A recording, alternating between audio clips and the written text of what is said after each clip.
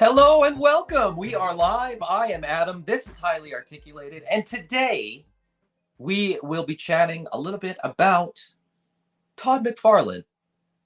We may talk about McFarlane toys. We might not, because to be perfectly honest, I know very little about McFarlane toys, but I am absolutely fascinated by Todd McFarlane, the man, the creator, the legend. I don't know. What do people think of him? Let's discuss. But very quickly before we do, I just wanted to give a quick shout out to eCollectibles.ca. Very quickly want to take a look at some of their newest pre-orders. I didn't set up my share page, but there it is. They've got these great new executive replicas. I don't know these characters, but these figures look fantastic. The Turtles of Grayskull was the one thing I wanted to bring up. I hadn't seen these sort of posted yet, as far as pre-order goes. I'm still on the fence. I'm a Turtles guy, but I've never been a Masters of the Universe guy, and so these things are tempting me. We'll see, but they are available from eCollectibles.ca. If you're in Canada, as always, free shipping with any orders over $125. That being said, if you're in Canada, the Figura Obscura that came out yesterday, Mike at eCollectibles has secured some of those, and at 125 Canadian, that'll be shipped to you for free, so it's cheaper than getting it through the Four Horsemen.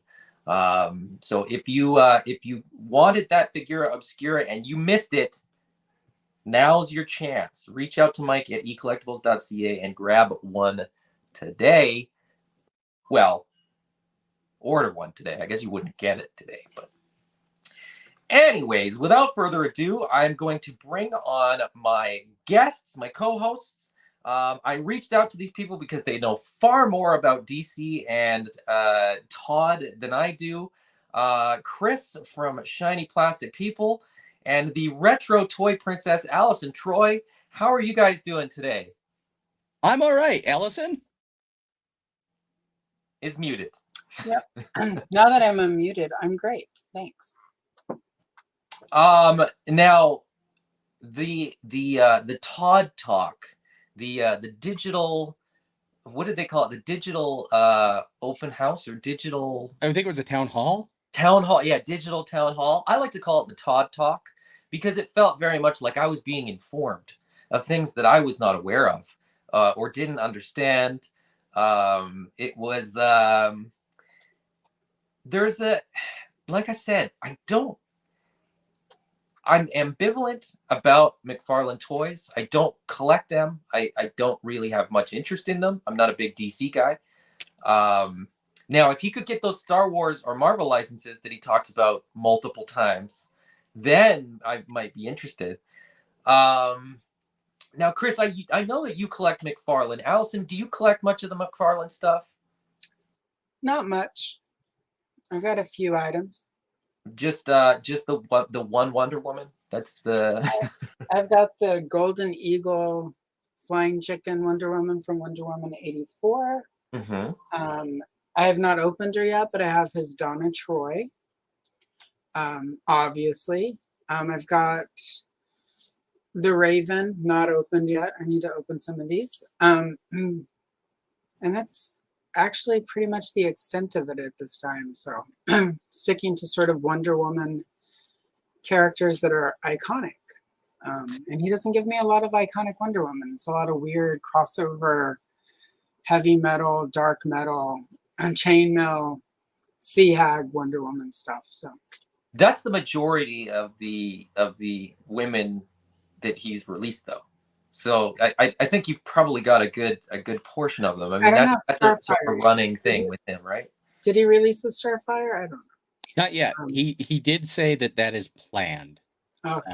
So yeah, there's not. I mean, there have been a couple Batgirls, but I'm not entirely sure that he doesn't. I mean, like my theory is that Todd thinks Batgirl is actually Batman from an alternate dimension where the genders have been swapped. So when he makes Batgirl, it's he has released one of those alternate reality Lady Batman. Yeah. So there's at least the one. So yeah, it's just overall I've been uninspired. I mean, in general, I've been uninspired by McFarlane toys going back to the 90s when he started McFarlane toys. But his DC offerings, like if you love Batman and you love things that are Jokerized, you're covered. But for the rest of us, yeah, there's no denying McFarlane toys changed toys. You can argue for the better or worse in the 90s because we went from straight up and down figures to like extreme poses that did nobody any good. Right. And that's a very good point, is that when he was saying that, you know, he basically without sort of 100% sort of openly sort of suggesting it, he basically took credit for every toy line that came after him that wasn't a 5 POA line. And I thought to myself, well, that's awfully, that can't be right. And then I started thinking, I was like, okay, what's the first, action figure that I got that was a McFarlane action figure? And I had to go back to the early 90s, and it was like the Spawn and then the Wetworks action figure line that he did in the 90s, which, by comparison now, they look terrible. But in their day, they were so different than anything that you would pick up. Like, I think I had to go to, a comic shop or a collectible shop to pick them up. There was no toy store in the world that was touching that stuff because it was so weird and out there.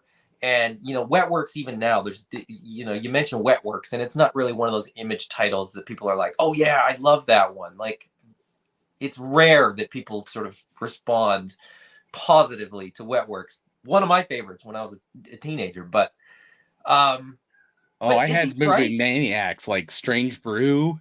Yeah. For whatever reason, like, what a weird toy to make.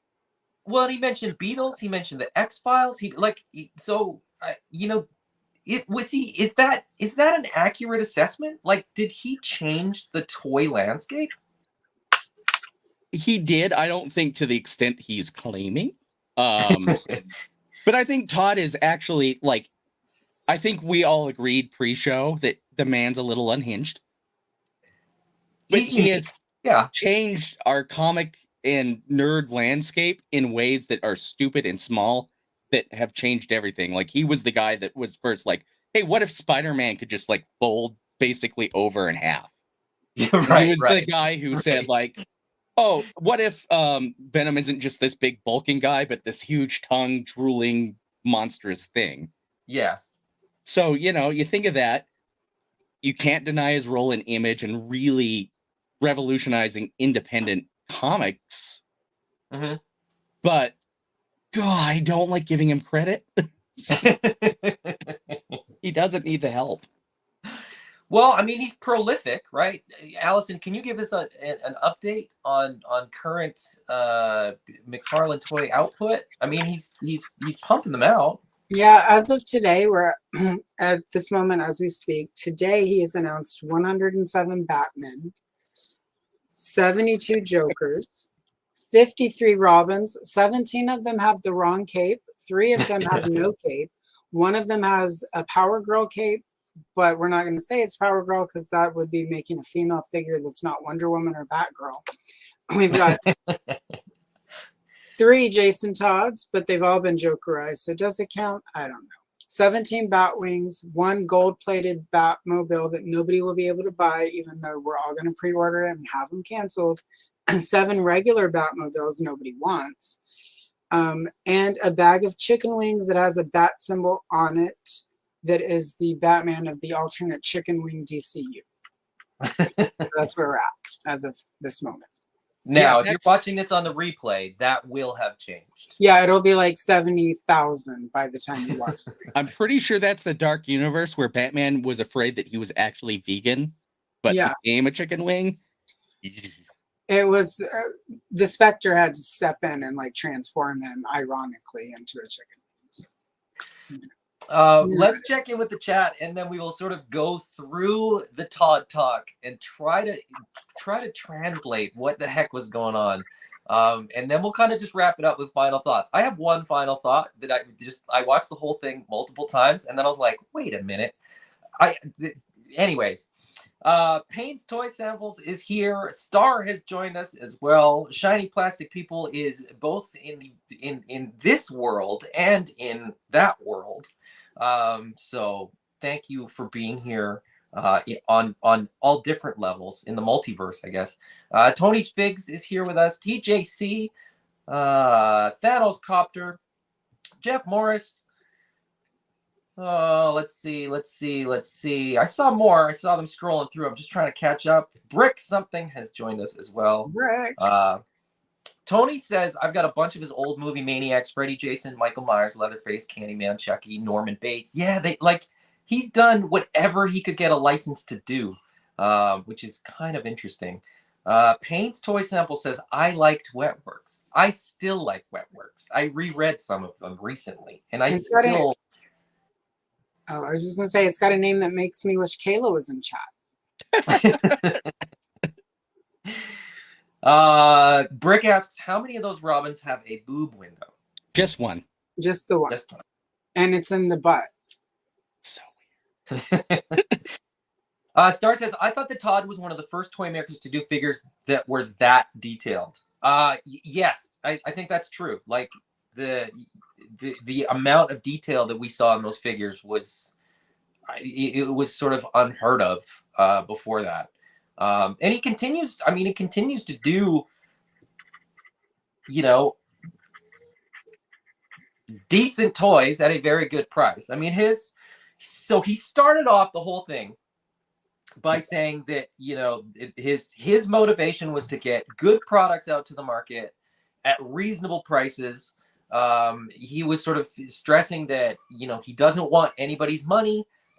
He's rich. He doesn't care about that. He mentioned, now this was the first sort of interesting thing where I was like, man, that's kind of crazy. Spawn comics are still $2.99, and they have been since January of 2011. They moved up to $2.99 from $2.95, which they had been since 2005. So he's not really exaggerating. I mean, and I went through my comics. I'm still like an active comic book reader. I picked up about 10 books the other day, and I kind of flipped through those, and I was like, man, these are all like $4.99 to like $7.99. $2.99 is kind of ridiculous. McFarlane figures are still, for what you're getting. Like I said, I think they're a little bit below, what say a G.I. Joe Classified is. They're way below what, an Animal Warriors of the Kingdom figure is. But for the price, I think they're a pretty good offering. On his point of value for money, what do you guys think? Chris, I know that you bought a couple Batwings and Batmobiles recently that might... I probably collect McFarlane more than any other toy maker, which is kind of a problem. But I'm a DC guy, first and foremost. Mm-hmm. And so when he got the license going from Mattel to him, it was a revelation. The toys were so much better. It was ridiculous how much better they are. And the price really hasn't changed since he got the license. I think they're flirting with a $3 increase right now. So we'll see. But still, for the quality of toy, I think they're good. There's a lot of times where they come up just a little short sometimes, but yeah, as a whole, I actually like the DC Multiverse line. Okay. And quality wise, like you haven't really had many issues, or I mean, that's the one thing that I've heard. So I will admit, I bought the issue, what was it, issue 1000 Superman. Yeah. Brought it home. It had literally two left feet, and I took it back and didn't get a replacement. I was like, I should have never bought this in the first place. I'm done with this. But I will say probably 1 in 10 to 1 to 15 probably have an issue. that's okay. I mean, it feels high, but then you look at the Hasbro Dungeons and Dragons storyline. Fair point. Yeah. Allison, to the sort of point of value for money, do you think he's kind of doing what he says? I feel like he's making a good show of it. Like, I would say Superpowers is definitely good value for the. It's $10 for a figure, or $9.99 depending on where you're getting them. I feel like that's a good value. And when I said earlier what I was overlooking, I have several Superpower figures from McFarlane. Right. I don't necessarily qualify those as McFarlane because he's mimicking the vintage Kenner Superpowers line. So like he's not really doing those the way he does his figures. So I don't. Yeah. But technically, yes, I have those. So I do have more than the ones I listed. I think value-wise, yeah, it's there. I mean, it's $24.99 for the most part. Most of them go on sale and clearance regularly. Like, I've never spent more than $24.99. I've never had to go to eBay. Even the stuff that sells out is hard to find at first. Later shows up in quantity. So he's producing enough of these toys.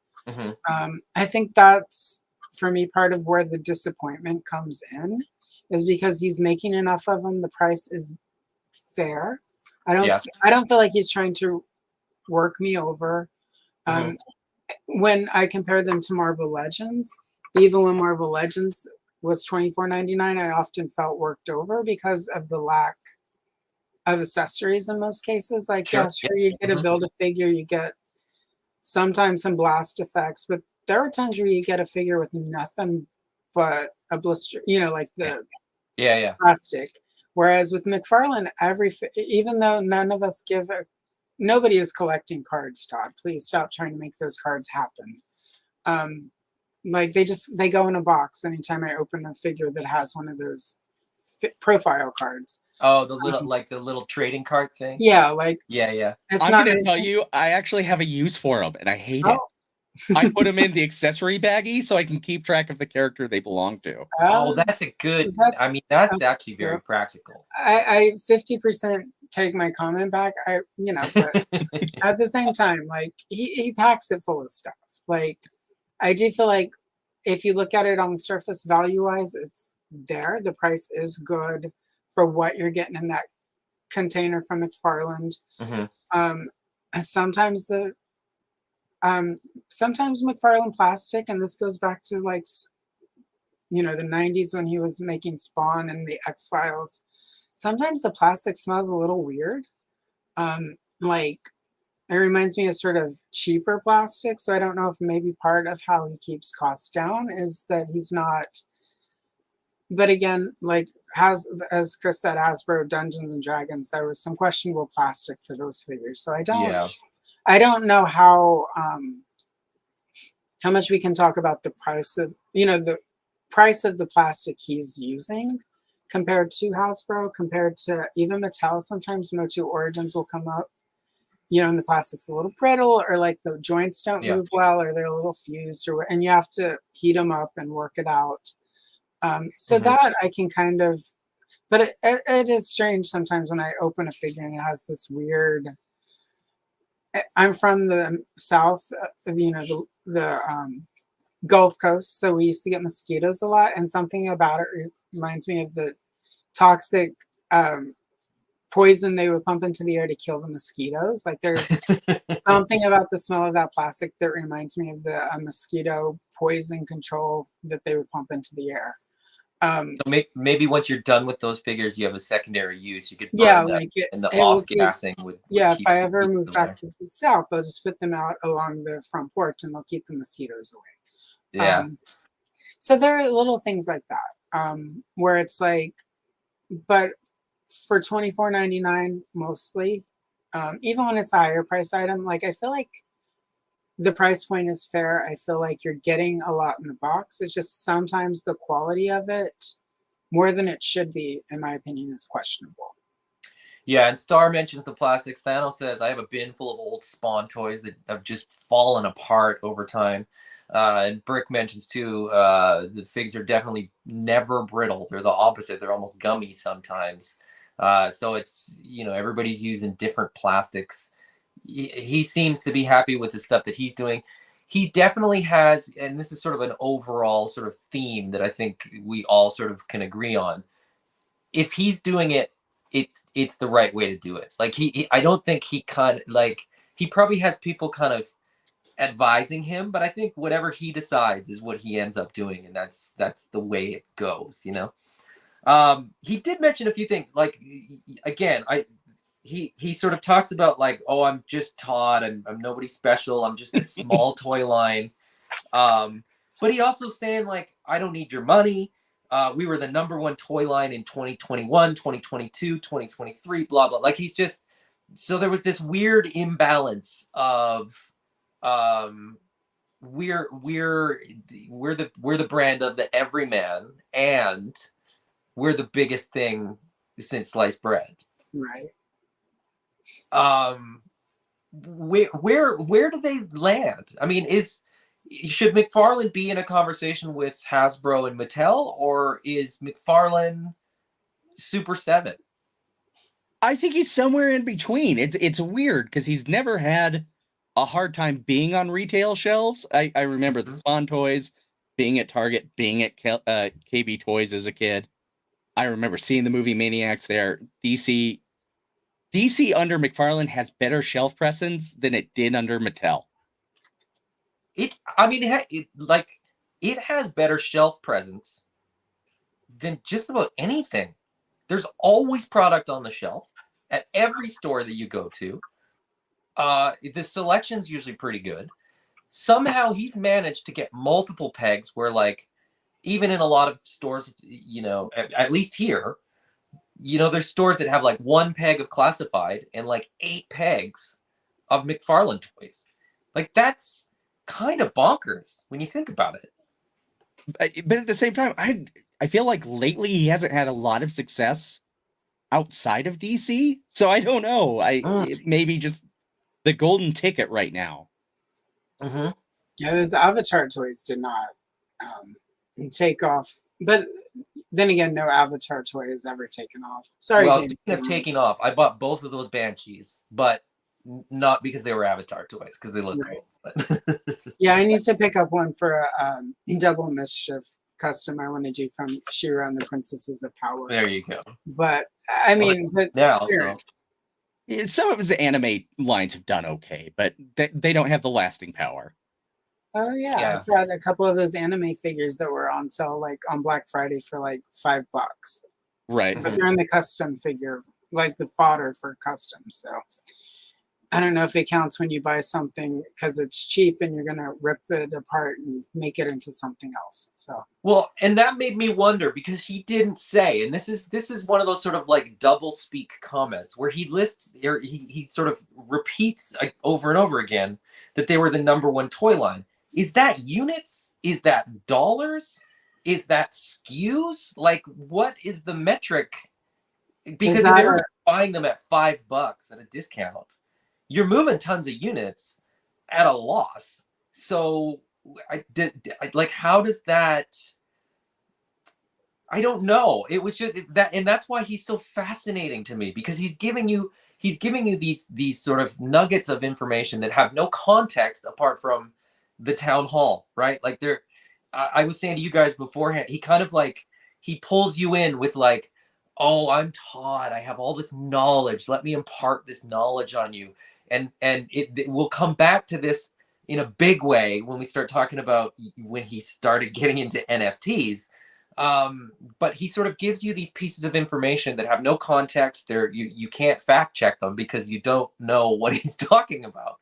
But he's making you believe that he knows what he's talking about, just the way that he speaks, which is why I'm talking about it now, despite having virtually no interest in his lines. Well, he's got a cult of personality for sure. There are people out there who are like, Todd can do no wrong. It would be better if McFarlane did it. It's like the Snyderverse kids. I think there's a lot of crossover there, but that's we won't get into that. My feeling is when he says we were the #1 toy, like, but was it because it's McFarlane or is it because of DC? Like, yeah, is it a fan vote? You know, like, yeah, because, you know, I can't tell you the last time I did any sort of voting where I voted for my favorite toy line. It's just not. I'll go to Mattel's site and like vote for a crowd fund. I'll go to Hasbro's site and vote for a Star Wars figure that, you know, like a fan choice. I'll go do that. I don't go to some random, you know, and even random is, you know, like if like Toy Fair, if they still had a website and they had online voting, I wouldn't go vote for my favorite toy line. I speak with my dollars when it comes to toy lines, and I just, you know, I get like sort of, I can give him like he did, you know, like you mentioned the X-File figures earlier, and that reminded me, yeah, he did a lot of those pegworms. I got all of those marked down at Toys R Us, and you know, and I remember at the time, like, it was a big deal because it was a cult property, and Todd McFarlane was the only toy company willing to make figures of people in suits with aliens wrapped in like cheap soft goods. Like, it's not, they're not particularly toyetic. So like, yeah, he does a lot of lines that in the day that were very quote unquote revolutionary, but a lot of them weren't toyetic. And that's, you know, if Mattel could have figured out a way to like go with X-Files the way they did with Jurassic Park, or what the way Kenner did with Jurassic Park, where like they made it very toyetic. Yeah. Then we would have got X-File figures from Kenner or Hasbro. I think they were still slightly independent at the time. We would have got X-Files by Mattel, where like Action Grip Scully, or, you know, like Swivel Punch Mulder, like we would have got those. The reason he got some of these toy lines, you know, Mattel's not going to make a Ghostface or a Jason or Freddy Krueger, and nor is Hasbro / not then, maybe now. Like perhaps now we've reached a point where they're catering to adult collectors, where some of these bigger companies would consider those properties, except for the royalties and the licensing based on what they would make. And so he made a lot of toys nobody else would make, but there's a reason. Like, he was making adult collector toys in the 90s. He wasn't really making toys for kids. It was for comic collectors. It was for adult collectors. So in that case, yeah, he really sort of led the charge for the adult collector market. But he mentions too, like he mentions that Spin Master like had kind of the master license for DC, and Spin Master I think still has a big chunk of that, because they do the Imagine X line and all that kind of stuff. So they're doing those little, you know, 3-inch kind of cartoony, you know, kid ones. You know, there's the Batman that turns into a Batcave, but you know, McFarlane's still doing the Page Puncher stuff. He's doing the superpower stuff. That's on top of, you know, the DC Universe stuff. So there's a lot of McFarlane stuff. Like, I guess it's, you know, he says, okay, well, we beat Star Wars, but he probably didn't beat Hasbro. You know what I mean? Right. And they might have beat, you know, Origins, but did they beat Masters of the Universe when it's sort of Origins? And like, how is he sort of measuring that? Is he accurately measuring that? Is it something that someone told him, or does he have numbers to back that up? But Derek did he beat Barbie? Go ahead. No, I was just gonna say, did he beat Barbie? Like, that's the that's the toy line, the evergreen that did he have the best-selling 7-inch scale toy line? Is that the metric that he's using? Exactly. Right. And because he's private, he doesn't have to say anything. Yeah. But Derek Hoover makes a good point. In my area, depending on the store, McFarlane takes up about a quarter to a third of an aisle. At Walmart, he's had more of a presence because of superpowers. So he's sort of tapping into markets that maybe other brands haven't done a good job at. There hasn't been a great Marvel price point line. There hasn't been a great Star Wars price point line for quite a while. But Hasbro tried. You remember they did their Kenner Marvel line? They did The 5 POA ones. Yeah. That was supposed to be an affordable line that would have been your Star Wars competitor, but it was still more. You now see Hasbro pushing the vintage collection again, even though that's priced where Black Series used to be. Mm-hmm.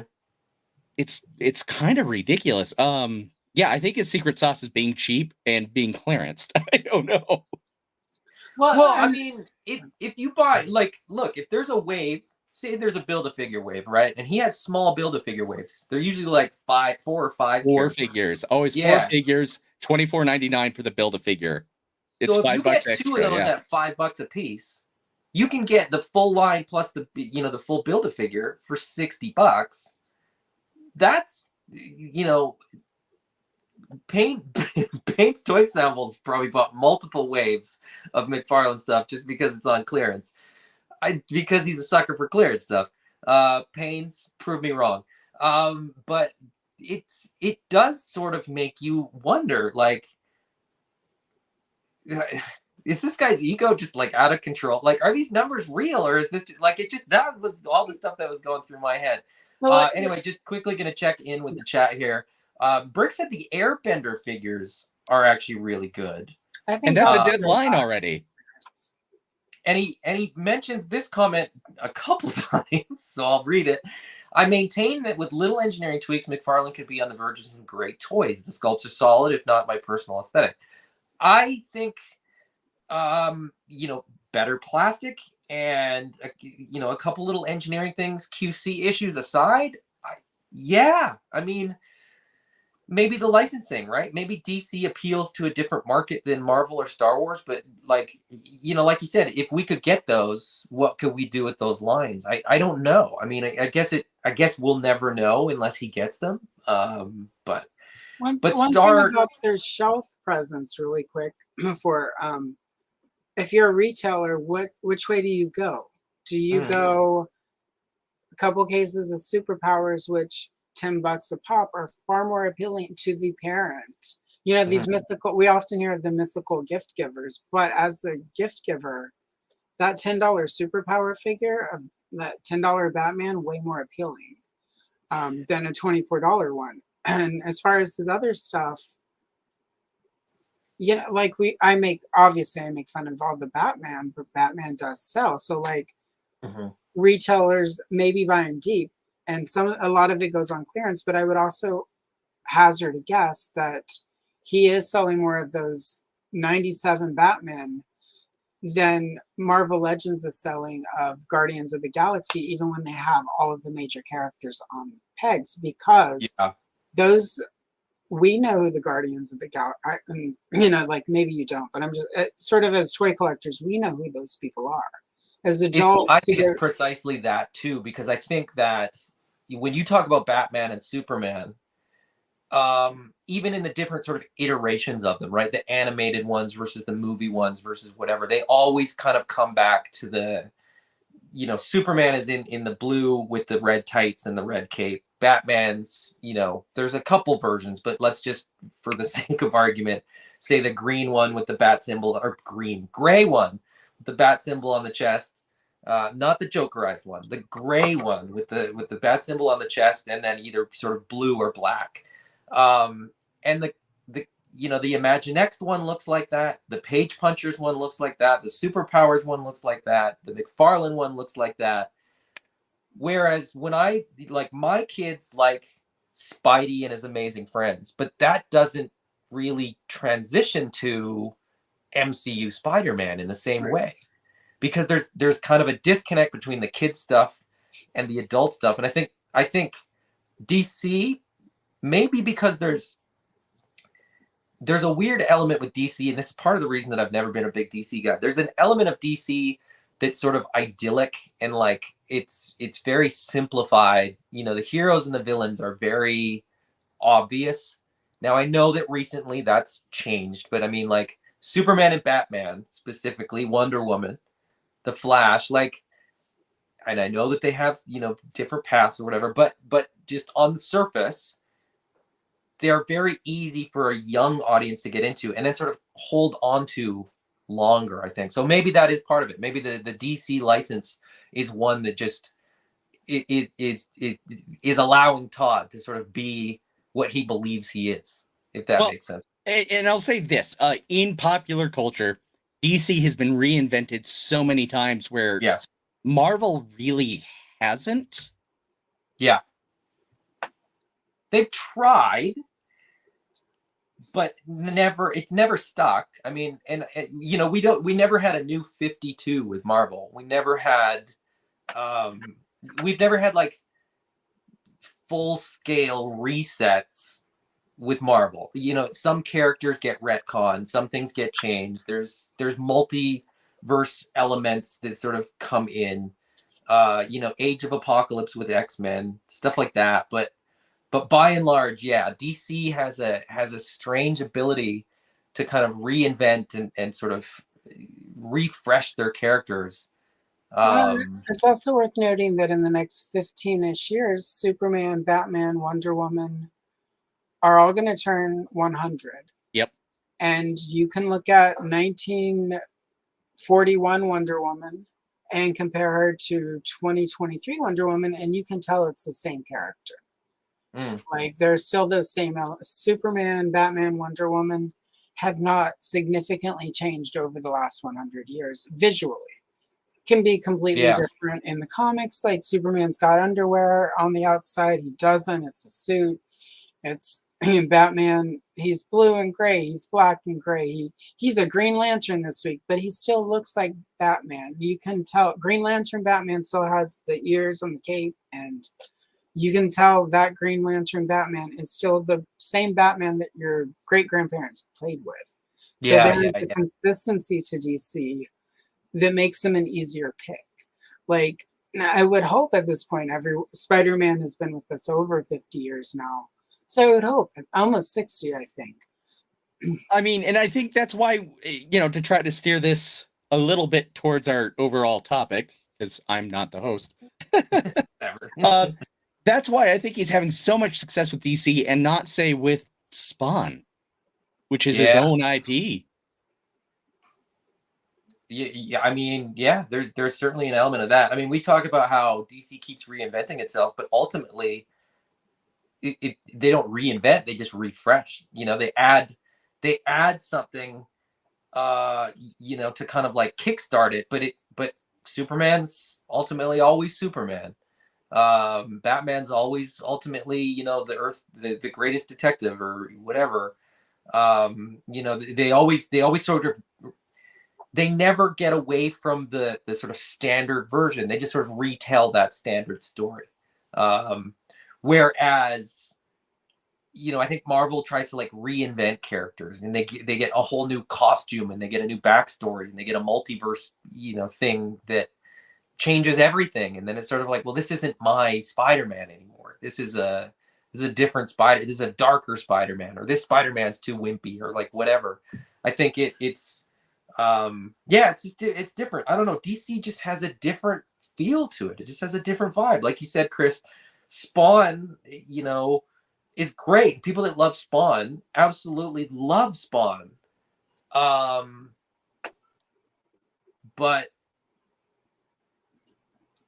how many Spawn collectors realized for a time, and I only barely know this, I wasn't reading the book, that Al Simmons wasn't Spawn for a good chunk of time there. That the book was actually following someone else. I didn't know that. I think they've since moved on from that, and it's not the case anymore. But okay. So he's trying to do what DC's tried to do too, then, in some small way. But anyway, now let's shift to this is where the whole thing went off the rails to me. When he started getting into the conversation about all the digital stuff that they're doing, which I heard it so many times, and I was like, I have no idea what that means. And then I had to like watch it a full time to figure out that that meant physical Digital. toys with a digital sort of component that you buy in one. And then he unboxed that Batman statue that looks terrible. And it comes with the physical statue. It comes with a little trading card that Allison Troy can throw out and Chris can put in a little baggie. And it comes with a little NFT sort of card. The NFT card gives you either the normal version, which is the blue cape version, the uncommon version, which is the black cape version, or the rare, which is Jokerized. Jokerized. Is it? It's Yeah, something weird. It's Jokerized. It's Jokerized? Okay. Allison, just wait. You'll get to talk about Jokerized.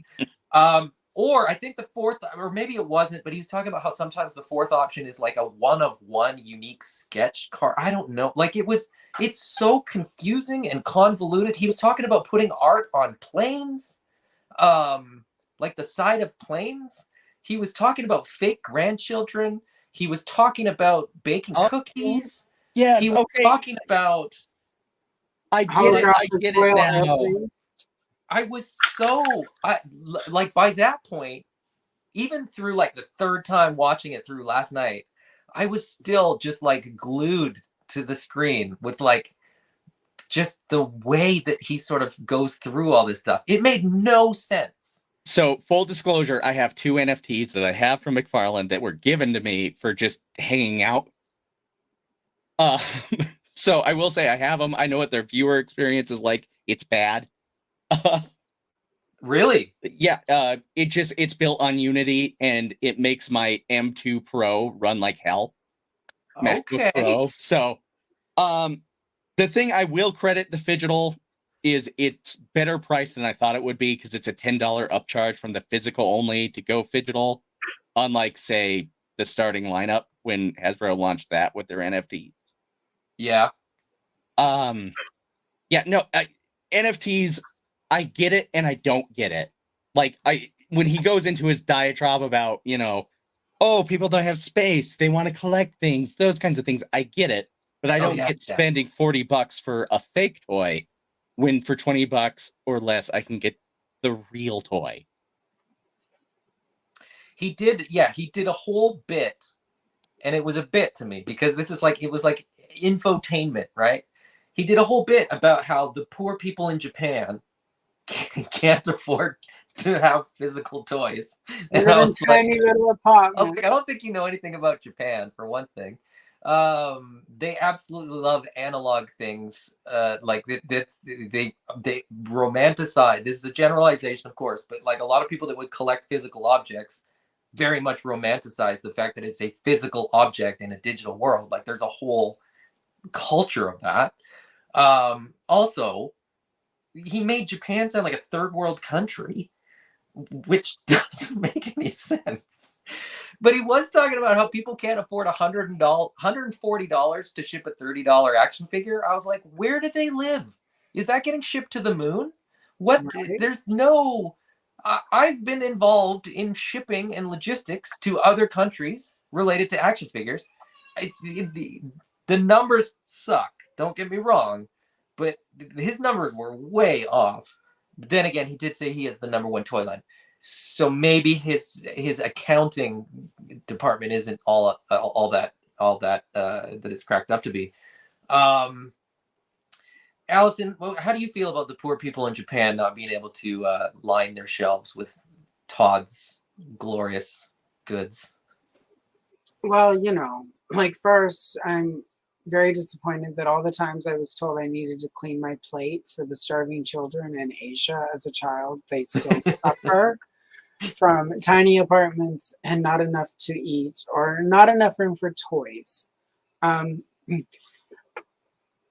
But all of that aside, whenever he explains why he's doing the NFT, like I've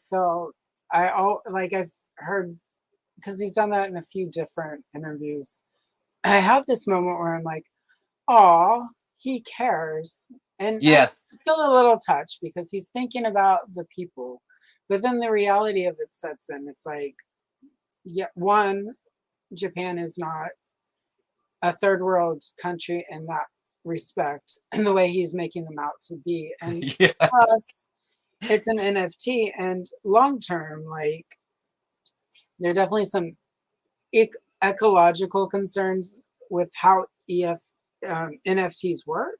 You know, like the carbon footprint, all the things. Like there's just a lot of issues with it too. If it were me, I would just rather go without a toy rather than have some electronic nonsense. Like, toy collecting is about sort of as you like the analog, the actual physical item. Like, I mean, if all I needed was an NFT, I would be happy looking at. I wouldn't buy all of this shit. I would just download pictures every time like one of the companies announces and sends out the press release with all the nice toy photography, and that would be my collection. So I think the way he describes it, one touches me until I realize it's just shit. He's just full of it, and I feel like it's something he has made up, like a narrative, so that it makes it harder to like dissect that statement and make valid concerns about NFT. Like it just feels like it's like when you get into an argument with somebody because they did something stupid and they're like, but you can't be mad at me because I stubbed my toe in 3rd grade and I've been slow ever since. It feels like one of those, like where he's trying to excuse a bad product by making it difficult to argue with. He very much sort of spun NFTs to be something that they aren't. He strikes me as a guy who has to be an expert, though. So somebody explained it to him, and then he had to like yes. it up. Right. They explained it in the actual like terms that NFTs get explained to most people in, and then they go, that doesn't make any sense, and then the person explaining goes, that's correct. So they spoon fed him pictures of your grandchildren, and so he went on that whole rant about pictures of your grandchildren in your phone. Show me your phone. I can show you a picture. Yeah. And I was like, first of all, I don't have grandchildren. So what are you talking about? Probably 99% of the people watching don't have grandchildren because they're probably not old enough to have grandchildren for the most part. I mean, there could be, maybe his audience is older than me. Maybe that was my miscalculation.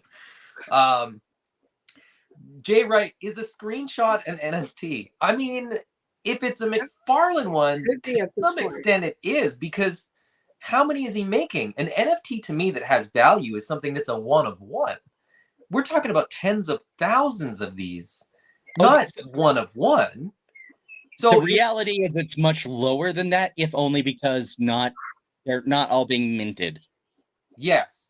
So for those of us like Jay, and to some extent myself, who don't care about NFTs, so we don't really know what they are, can you explain what you mean by an NFT being minted? Because there may be tens of thousands of the little cards that allow you to go and sort of redeem your NFT, but until they're redeemed, they don't exist. Is that correct? Do you want to I believe so. So I don't actually really understand NFTs really either, outside of it's a digital image, and I will say all of McFarlane's tend to be 3-dimensional at least. So It's not just like a JPEG. But there's some sort of digital certificate of authenticity in the blockchain, which is where we're ruining the environment to generate that. But yeah, so there's something there that says that yes, this is legit, and this is only one of X amount that have been created so far. But I mean, Allison mentioned, if you can't get the toy, like I can just look at a picture. And I kind of think that, like, if you're a toy collector, I think of NFTs like inbox collectors. Like it's like you have a toy that you can't have. You can't pose it. You can't play with it. You can't really do anything with it. Thanos Copter says NFT, not a freaking toy. That's basically how I feel about it too. It's like, at least with inbox, though, you could conceivably at some point open it. and take it out and play with it. NFT is always just going to Yo, be yeah, absolutely. a 100%. picture on your phone next to your grandkids. Like, I mean, if you don't have space, just don't buy it. But like he's talking about, oh, if you can't have the physical toy, you get the NFT because then you can be part of the conversation in the culture. I'm talking about McFarlane toys. I don't own any. I don't know that argument like had any weight get to the it. NFT, then print it out, and then tape it on your wall, and there you go. Like, so I think there's a potential like kind of interesting future in a digital NFT. It's just not this. It's not whatever we have right now. Yeah, I agree. I mean, I think it's you know, NFT's been around for a while, but it still feels like early days in terms of what they can be or will be. And I think that you mentioned, Chris, the starting lineup. I think the starting lineup kind of proves the point that I'm about to sort of suggest, which is toy collectors don't really care about NFTs. That's most of us collect toys because we collected toys as kids. There is a tangible, tactile relationship with physical objects. Trying to convince me that something on my computer that's going to make my computer not work properly is the way of the future. I'm sorry, but I watched your infomercial for an hour and I'm out. I'm done. That's where you lost me. So I wonder though how Mattel is doing with their NFTs because they do Hot Wheels Garage, digital garage, and they sell Hot Wheels as NFTs, and apparently they're still doing it. So someone out there. I have not heard any press releases from Mattel about how successful their NFT program is, which tells me how well they're doing. Right. I mean, that's if it were successful for Mattel, we would be hearing about it nonstop, and they would be doubling down and tripling down, and everything would be an NFT. Like, you never know. You might get a free NFT when you go to the Mattel World Park they're building in Arizona. As long as I don't get diarrhea, it's good. Like, fair. No guarantees. The nachos. It's always the nachos. But the Hot Wheel NFT though, that's one where I'm kind of like, okay. But I also think like, oh, there's always tons of Hot Wheels. That can't be. How are they making any money? But people go nuts for that stuff. I think that's just that's a collector more akin to like the sports cards collectors. Like they want full sets. They need the rares. They want the chase variants. So I think maybe NFTs appeal more to that collector mentality of sort of trying to find the rare stuff. Which I think is what Hasbro, that was who I believe Hasbro was trying to appeal to with the starting lineup stuff. I think they were trying to appeal to those collectors that aren't physical collectors, and it just didn't land. People that I knew that are physical action figure collectors that sort of happen to be sports fans wanted those starting lineup figures, but they were like, I'm not paying $50 or $60 because it has an NFT that I don't want. Like, and now they're on, you know, you can pick them up for like $20 or $30, and people are like, I got the whole set. It's like the NFTs have expired. So the NFT was clearly not the thing that people wanted. The action figures still were. I just, it's weird. I mean, because I'm fascinated by it in the way that I'm fascinated by Todd. It's something that is outside of anything that I understand. And it's just like this weird, bizarro, Jokerized world of things. NFTs. I've not spoken to any collector that I know who's been like, "Oh yeah, I'm into those. Like I'm hunting them down. I'm trying to get this one. I need to find." I bought 4 Jokerized Jokers so that I could get the NFT download to get the rare one or whatever. Like, no one. And I mean, everyone in the chat now, it's a small sample size and it's all people that sort of are of my sort of mindset, more or less. Everybody's like, NFTs are dumb. It just doesn't. Nolan collects a series, says, I'm too dumb for NFT. I don't think it's even an issue of being dumb. I think it's an issue of like just not caring. It's not, you know, I think most of us as action figure collectors want the physical object. Like, we want to pose it and play with it. And even if we do that like once per figure and then put it on a shelf, we all do it, right? We all at least kind of move them around a little bit and kind of get that endorphin rush and kind of get that sort of that brief moment of sort of reliving our childhood and opening up toys as a kid. NFTs don't do that. You don't get that feeling sitting and waiting for your NFT to like load up on your screen. I would buy the Jurassic Park gates before I would buy an NFT. Fair. Well, you can't because they're never gonna be made.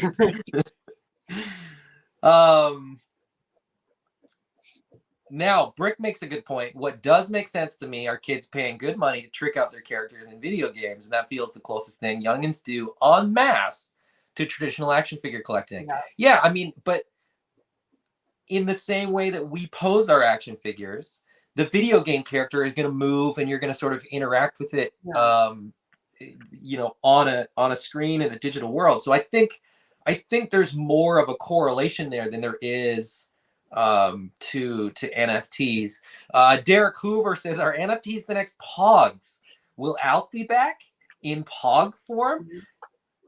Pogs were still interactive. You know, you still took them to school and you still kind of like played with your buddies and like, you know, no slammers, you know, whatever. You had your rules and you had, you know, somebody went home crying and their parents were like, "Where's all your Pogs? We just bought those," because they sucked at Pogs. It's not my fault. So there's still that physical sort of interaction. Even when Todd was talking about pictures on your phone, the picture is a placeholder for a moment in time. An NFT is not. See, like, and this is where I become like the wacky NFT guy, because I think theoretically, if a guy were to take something like an NFT, like the 3D digital NFT, in not in its current form, but if you could load that into a video game and use it, or if like, you know, as we use an augmented reality, you could use it, manipulate it, and pose it somewhere, even though it's digital, that'd be really cool. But that's not what NFTs are.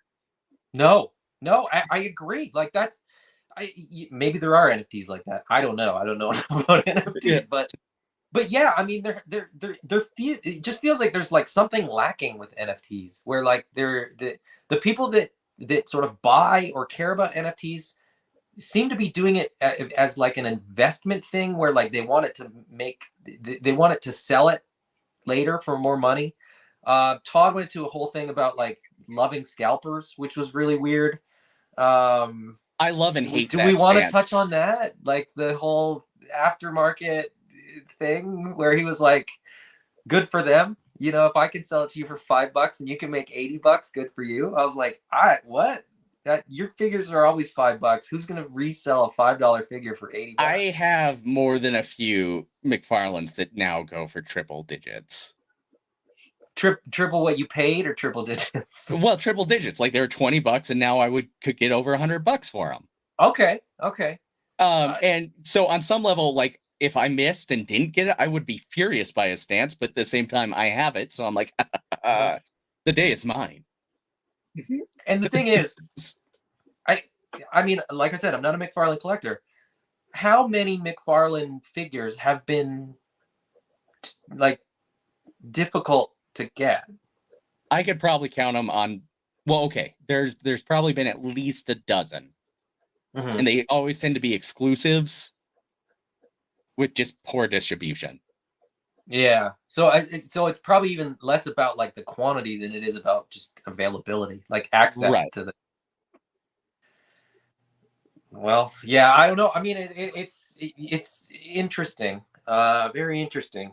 And what he was talking about, he was talking about grapefruit. Do you guys remember that part? Yeah, that was his code name for whatever like crazy I'm working idea. on a project. I really want to tell you about it, but I can't. It's gonna change the world. It's the code name's grapefruit. So when it comes live, and I'll say grapefruit, and you'll all rejoice. He won't remember grapefruit. No. Well, unless somebody's writing it down. So like the guy who had just like the little avatar figure, that guy might have written it down. Like we're at about an hour, so we're kind of like we've more or less covered, you know, the Todd talk. Hey, you know what? It may rhyme with God, but he's just Todd. Yeah, it made yes. You wanted to mention that. That's your I did. favorite. It's so Toddism. funny. It's so ridiculous. And God rhymes with Todd. And as I've said before, so does Nimrod. Yes. That's what I'm saying though. Like he's equal parts like endearing and charming and equal parts just detestable and like it's just so He's both I the don't guy know you what want to to sit think. I with don't at know the how to dinner feel party, about him. and you escape to the bathroom to get away from at the dinner party. Like he's both at once. Yes. Well, it felt like it felt like something that you might get at a Scientology meeting, like it was warm and it was good, but then there was also like an element of like there's an anxiety just bubbling right under the surface where it's like if you don't excuse me, if you don't buy into NFTs, you're gonna regret it. You're gonna like your whole life may be ruined if you don't sort of buy into this. It felt very much like a weird, and I'm not saying Scientology is a cult, I think but the legally it Todd is. talk felt very much like a cult kind of like there was like an endearing hero that was here to like gather the flock together, and he's watching over everybody and he's going to protect everybody, and if you just listen to him, he will impart his knowledge and his benevolent sort of nature on everybody, and everybody, you get the warm fuzzies of like all these great things. Have But you seen his baseball card? You what? Have you seen his baseball card? No. You should Google his baseball card. What do you mean baseball card? He's on a baseball card, yeah. He released the baseball card. I only know this thanks to GDL, and I think was it Ryan Dole brought it up or something. Wait a minute. He never played baseball. Oh no, no, it doesn't matter. You should literally Google. I'm doing it right now because I feel like that sums up Todd McFarlane in one single image better than words ever could. McFarlane in a softball. Okay, I was not really imagining this. I was imagining. No, yeah, there you are. Hold on. Let me. I mean, I can only assume that this is what you guys are talking about. Hold on one second. I hope there's not more than one. Oh man, if there's more than one, there's an entire series. That's it. Is this? That's it. There's a whole series with bubblegum, and the bubblegum is an NFT. Wow. So okay. Yeah, this makes sense. This makes a lot of sense. I just got Irene Cara Flashdance, so it just started in my head, right? My favorite part about this baseball card is that it says writer, artist, colorist. It has nothing to do with baseball, apart from he's got a baseball bat. He's straight ripping off some baseball players. He's homaging a specific baseball card. And it's funny because he's a sports collectible guy, and I think he doesn't even like sports, but he collects it because he thinks he has to, and I think that's the whole drive to NFTs for him. Right. Is the collectible part of it? Yeah. So he's tapping into that, and I think sports memorabilia has more of that, where people kind of buy and collect things because of their value. He is a sports. I mean, he paid what, $2-3 million for like a famous baseball, I think. Yeah. Like, so he's a sports collector person. So it could just be he's trying to apply that mentality to action figures. But it was Canseco Brick, by the way. Thank you. It was Jose Canseco? Let me look at it. I got to look that one up now, too. Oh, Derek Hoover says, what in the name of She's Like the Wind is this shit? Derek, that's an even better song in my head for that card than Irene Cara Flashdance, What a Feeling.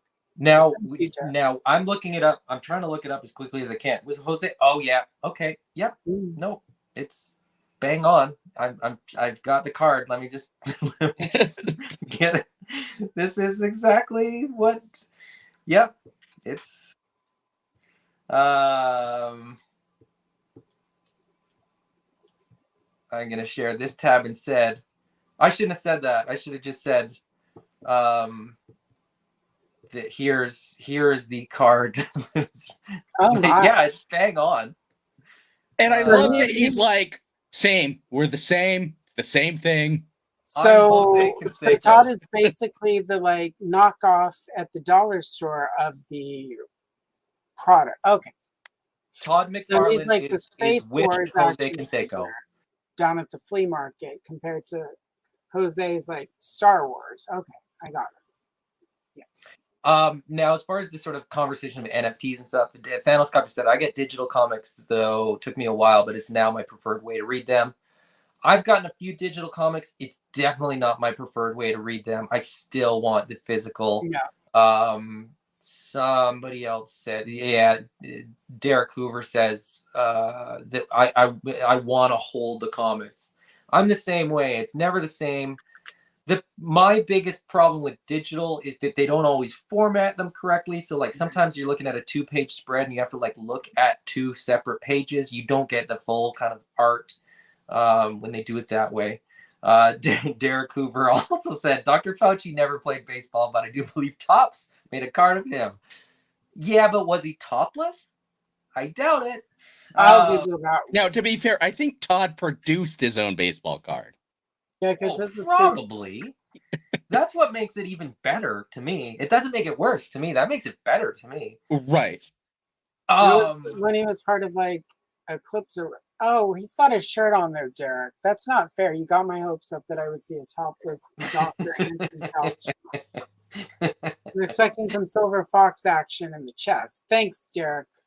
Yeah, Jay said the same thing that I did. Jose from Wish. That's that card, right? That's more like Timu. It's what is that? Timu? It's you could do that meme where it's like, you know, you ask for the Jose Canseco card. Mom says we've got the card at home. The card at home is Todd McFarlane.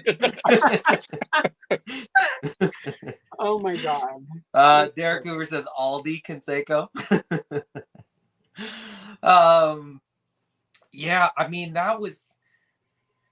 it felt like a weird cult meeting, and it felt like, so I'm not going to use the same language that Todd did, but when he's talking about the pictures of your grandchildren, and then he was like, but snap back to reality. They're not real children. You're looking at a picture. And I was like, oh, okay, I'll buy the NFT. Like it was just this weird, like my emotions were it was a roller coaster of emotions watching the whole thing.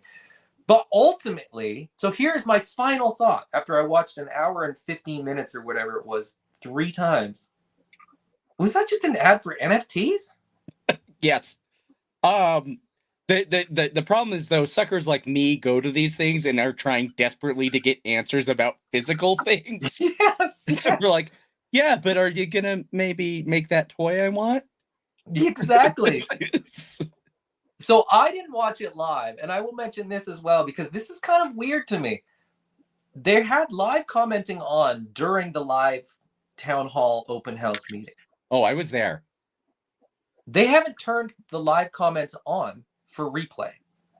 I don't meaning they just ignored everybody that was on there and just like, forget you guys. Like, who cares what you want or what you said? And they were just like answering questions, but not even bringing the questions up. So there's like no proof that anybody asked any of the questions that they answered. It felt very odd and just like. I'm going to give them a slight pass on that, in that I think that they may be YouTube StreamYard stupid. They can't be. I mean, I know how to do that stuff. Chris, you're good at this stuff. I'm not, and I still know how to turn on my live comments like on the replay. It's weird, man. But anyways, Chris, overall thoughts. What was your big takeaway from the Todd Talk town hall meeting? I think besides this guy is a nut. I think they're desperately trying to make digital work. Is really what it comes down to, because this, I think, is actually like their 4th or 5th town hall this year already. Have they all been like this? I think this is the first one that's been on YouTube. They've been mostly on Discord. And again, Okay. I've had the chance on Discord. It's a voice conversation, so I've had the chance to ask Todd questions, and they won't get answered because he's like that all the time. Right. Okay. He reminded me of like someone's grandpa too, like where he was just like, I know a lot about a lot. And you ask him a question, he's like, I have no idea. You're like, what? You seem like an expert until you don't want to answer a question. And then it's just like, he's like, that's somebody else's job. I don't know. How do I change a spark plug? That reminds me I owned a car once. Like, no. I'm going to put NFTs on planes. Like, what are you talking about? Allison, overall impressions of the TED Talk? Well, when you first come to the commune, the soup may taste like ass, but really it tastes like love. And it's a big NFT. It's always warm. It's always warm, and it's killing the ecology. Overall, he's the same bombastic asshole he's always been. We love that for him. I mean, it didn't change my perception. He did almost trick me a few times where I'm like, oh, he doesn't. He doesn't give a fuck about anyone. Excuse the language. We get a couple per trying show. to keep it family friendly. We're almost done though. Like, I've kept the F-bombs under wrap. We've passed the censor. Yeah, they're not watching anymore. I just feel like it's like, well, my grandfather is neither of them are no longer with us, but back in the day when my grandfather would say racist shit, either one of them, I would always think, I wish grandpa would do better. And that's exactly how I feel at the end of the Todd Talk. I just wish grandpa you got would a grandpa vibe too. Okay, like, good. I want him to make more superpowers. We need more female action figures. Give me a Black Canary. Give me Donna Troy. Give me superpowers that aren't Batman repaints. If you're going to charge $10, give us more of that. And I don't know. My overall thought is like, if Todd could get around his ego and get to the point where he's actually just making toys, maybe it would all be better. But he knows everything all the time. Nobody's smarter than Todd by Dynamics. Like, and it's just, I don't know. Like, it's I don't want to say it's a turn off because it's, again, and they're kind of, it doesn't make him or any of the toys he makes appealing to me. It makes me not want to buy anything. And as a hardcore lifelong Wonder Woman fan and DC girl going all the way back to the day, like, I bought that issue of Crisis and didn't think Supergirl was really going to die, but she did. And this doesn't change your mind at all? It doesn't make, again, I had that one moment where I'm like, oh, he cares about the people in Japan and their tiny apartments and their grandchildren. But he doesn't. Fake grandchildren. He just, like, he says he doesn't want our money. Obviously he does. He's just like the late night hucks, like the guy 3 a.m. is trying to sell you the hair in a can that you spray onto the bald spot. Like, he's a used car salesman. Like, it's all spin. It's all trying to be manipulative to get you into that lemon, because once you're off the lot, it's yours forever.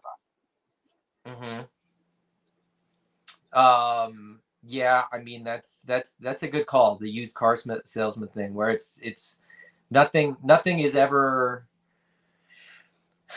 nothing's quite fact based, but everything feels like it could be a fact. But you don't know what is what. And he just keeps moving from one thing to the next, and so it's like you can't keep up. You don't get the chance to sort of catch up to what he's talking about. That was his thing with the analogies. It was impressive, to say the least. Because he went from grandchildren to bake the cookies to the grapefruit to like other things. And I was just like, wait, what are we talking about? That's why in the end, I was just like, oh, wait. He just wants you to buy NFTs. That's all this has been about the whole time. He's been sort of bombarding you with half-truths to the point where you're like, I think I want an NFT. I don't know why, there's like a seed planted in my brain that I just, I need to scratch that itch now. That's how they get you. Exactly. That's how they get you. Exactly.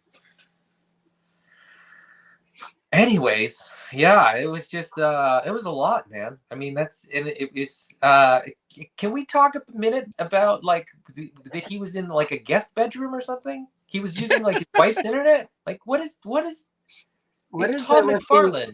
He has everybody's money. He doesn't need any more. I like to believe that it's like it's probably exactly what it is. Like, well, this is just the best place with Wi-Fi.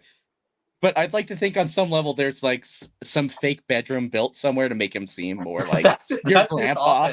That's at the McFarlane Toys It's office. just like a soundstage, and like after the stream was over, it lifted, and there's like a big and cut. Thank you, Todd. We'll wrap it up. Dr. Evil laboratory behind him with all the machines and the lights. And is that a put on? Like, why is it? Doesn't he have an office? Can't he like? It just felt so odd. It just felt there are probably boxes of Avatar toys in his office, so he can't get in there. That might be true too. So he can give them away at PowerCon in 2 years. Yeah. Yes. Yeah. People can get 37 of them just by lining up 37 times. I'm in. Yeah. It was. I mean, I watched it and I was like, I need to talk about this. I need to like decompress. I need to. But also, why couldn't the guy hosting the StreamYard, his employee, like turn on his camera? Why couldn't he be on? Yeah, exactly. Yeah. They have some software that allows them to do this live stream thing, right? It allows them to, post comments. It looked very much like they were using StreamYard, to be honest. And it didn't have the watermark, which meant that they paid for it. So right. They can mint NFTs, but they can't show you their webcam. Let the guy that is sitting in someone's guest bedroom on his wife's Wi-Fi explain to you one of the most complicated sort of technological things that currently exists in terms of like the economy of sort of 2023. Yeah, why not? This makes tons of sense. It was a weird. I was gonna say hour, but it's more like 3 hours of my time. Anyway, I don't know. I still don't know if I understand what I watched or how I feel about it even. If he wasn't Todd McFarlane and we didn't have physical toys in our hand, artwork that we've read and flipped, we wouldn't have given that guy a second of our time. It's true. That's absolutely true. If he wasn't Todd McFarlane, there's no way I would have watched it once, let alone 3 times. My mythical grandchildren might have. So. The grandchildren thing, man, that was, yeah. Now, if you guys are watching this and you haven't watched it, I'm not going to put a link in the description because I will not give him that. Derek Hoover, if you have not watched it, you must go watch it because you will appreciate that. It felt, I didn't make it through it the second time. I wanted to watch it again when you asked me to join you today, and I was going to do it, and I had my little note card so I can make, and I made it. I think I said earlier I made it halfway through. I didn't make it 5 minutes through. I was just like, I can't do it. I cannot. I got that like twitch you get in your neck right before you enter, like, like when everyone at your job hates you or whatever, and like you have to go in there, and yeah, it was like that. They still haven't figured out how to spell fidgetal. I've seen their staff spell it 2 different ways. Okay, well okay, so I wrote it down when he said it, and I wrote it down one way, which part of the reason I couldn't figure out what it was, because then when I was like physical plus digital, then it's like PHYG. Like yes. It looks weird when you spell it that way. But they've also gone PHIG, which doesn't really invoke physical. But then it's more confusing. It's not a good term. I think we can agree that that's not a good term for what they're doing. That sounds like something Todd came up with. It made me want to be able to push a button, have that little AOL paperclip guy drop down and explain to me what was Explain happening. it to you. I was Yes, like, wait, what? yes. And just hit the button, the little paperclip guy come in, like, just so you know, this is a, and then actually, you know, I'm just saying. Or you said the Tech paperclip, support. and my visual went to the DNA guy from Yeah, Jurassic right. Park, A right? little bit Where like he's that. like, Yeah. DNA, that's dino, blah blah blah, whatever. That would Like, have been far more okay. informative. As long as you have something cute like that to explain it, it doesn't seem terrifying. No, The that's worst part thing. though is it's McFarlane, and it would be like a way too dark spawn in the corner. Like It would just be like his baseball card without the shirt animated so that it's his lips moving like in the old 60s cartoon where it's a human mouth.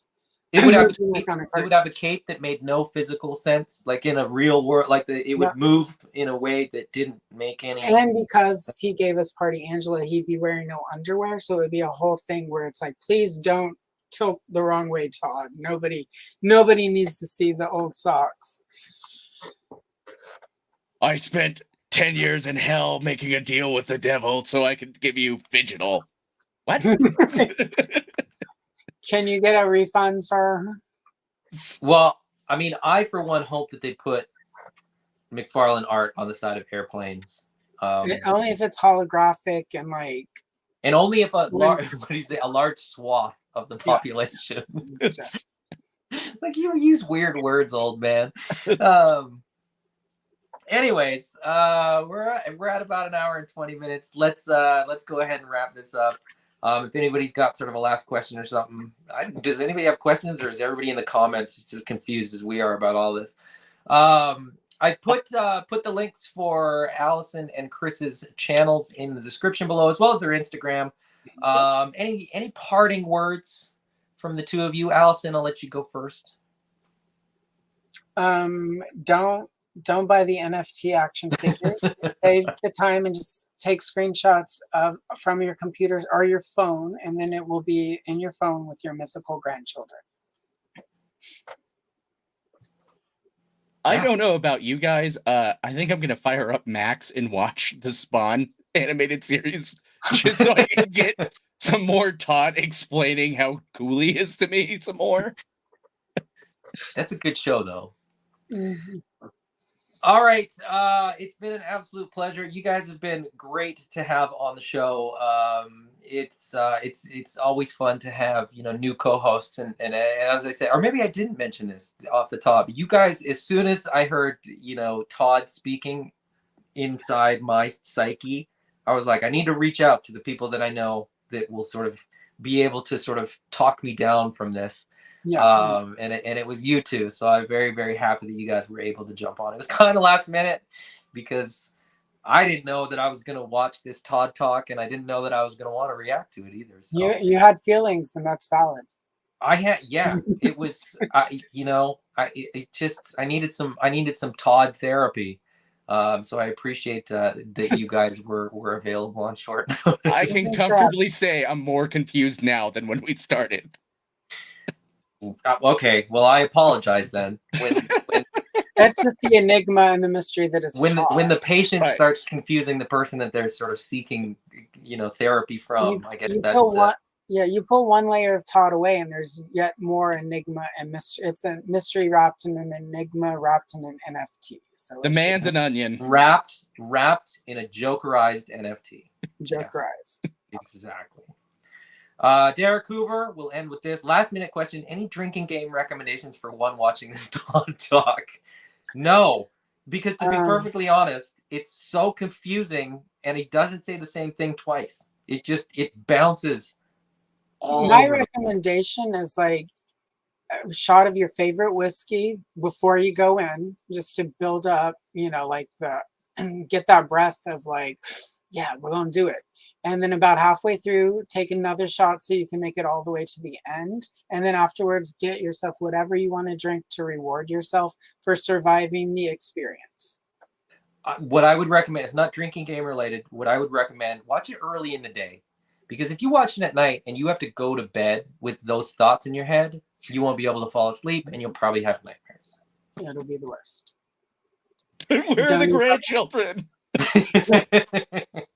Don't eat pepperoni pizza before bed. Don't watch the Todd Talk before bed. And on that note, we will say goodbye. So thank you guys again for joining me. Thank you to everybody in the chat. If you're watching on the replay, thank you to you as well. We appreciate you.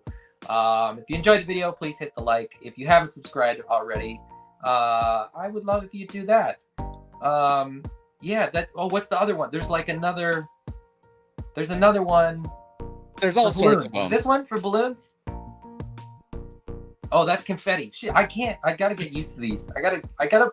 What the heck? What in the NFT just happened? Right? Wait. Are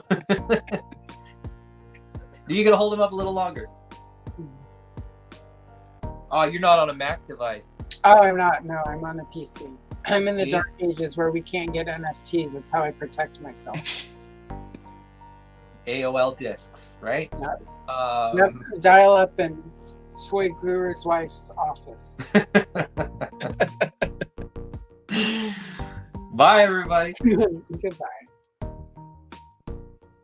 Oh, Todd